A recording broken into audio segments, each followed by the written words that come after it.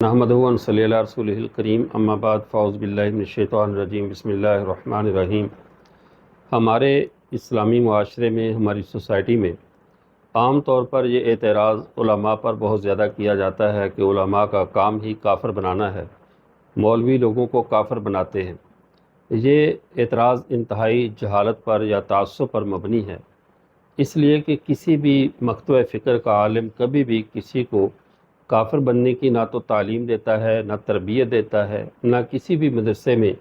تکفیر کا، کسی کو کافر بنانے کا کوئی نصاب پڑھایا جاتا ہے۔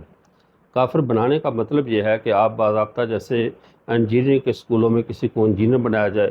یا ہماری پاکستان آرمی کے چراٹ کے ٹریننگ سینٹر میں SSG کمانڈوز بنائے جائیں، یا کسی بھی جو طب کا ہاسپٹل ہے وہاں پر ڈاکٹر بنائے جائیں۔ تو اس طرح پاکستان میں کیا دنیا میں ایسا کوئی مسلمانوں کا علماء کا ادارہ نہیں ہے جو لوگوں کو کافر بناتا ہو کہ یہاں پہ کفر کا نصاب پڑھو اور کافر بن جاؤ۔ کافر بنانے میں اور کافر بتانے میں یہ زمین آسمان کا فرق ہے۔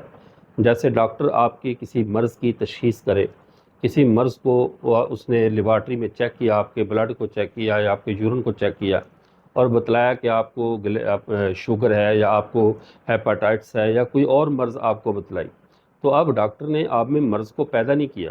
بلکہ آپ کے اندر موجود جو پہلے سے مرض تھا اور آپ اس سے لاعلم تھے، اس نے چیکنگ کے بعد اور لیبارٹری رزلٹ کے بعد آپ کو یہ بتلایا ہے کہ آپ میں یہ مرض موجود ہے۔ علماء ان کی مثال اس لیبارٹری والے، اس ڈاکٹر اس کی یا اس ریسرچر کی ہے جو تحقیق کرتے ہیں آپ کے عقائد پہ، نظریات پہ، اور بتلاتے ہیں کہ یہ عقائد غلط ہیں، کتاب و سنت کے اس جو اسلوب ہے یا کتاب و سنت کی جو ضروریات ہیں ان کے خلاف ہیں۔ ان کی وجہ سے انسان کافر ہو جاتا ہے۔ تو یہ کافر بتاتے ہیں، کافر بناتے نہیں ہیں، چونکہ کافر بنانے سے بذات خود انسان کافر بن جاتا ہے۔ کسی کو بلا وجہ کافر کہہ دیا، جیسا کہ آپ صلی اللہ علیہ وسلم نے ارشاد فرمایا، من قال لاخیہ یا کافر فقد بابی احدہما، اگر کسی نے اپنے کسی مسلمان بھائی کو کافر کہا تو دونوں میں سے ایک ضرور ہوگا۔ تو یہ ہوتا ہے کافر بنانا، کہ وہ کافر تھا نہیں، اس کو بنانے کی کوشش کی۔ تو یہ خود اتنا بڑا جرم ہے کہ کسی بے مسلمان کو بلا وجہ کافر کہنے والا خود امت مسلمہ کا حصہ نہیں رہتا، لیکن جس کے اندر علامات کفر پائی جائیں۔ اب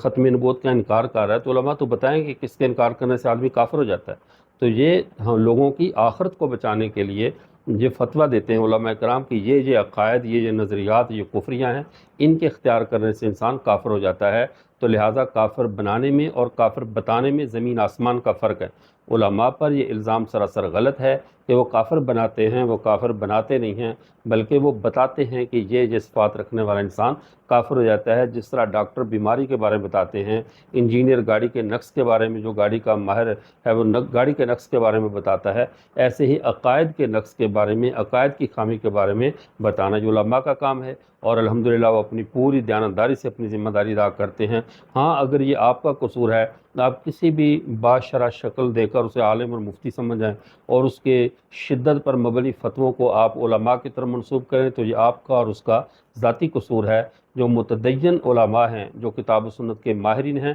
وہ کبھی بھی فتویٰ بازی میں جلدی نہیں کرتے، بلکہ پوری احتیاط کے ساتھ، خدا کے خوف کے ساتھ اور کتاب و سنت کی روشنی میں فتویٰ دیتے ہیں۔ پھر جو بھی ہو، آگے والا شخص چاہے ذی وجاہت ہو، اثر و رسوخ والا ہو یا کوئی عام آدمی ہو، پھر اس کی پرواہ نہیں کی جاتی، پھر نفس مسئلہ کا حل کیا جاتا ہے۔ اللہ تعالی ہمیں علماء کی قدر کرنے کی توفیق عطا فرمائے اور ان کی طرف ایسی باتیں منسوب کرنے سے ہمیں محفوظ فرمائے جو باتیں کل کو ہماری اپنی آخرت کو خراب کرنے والی ہیں۔ وآخر دعوانا الحمدللہ رب العالمین۔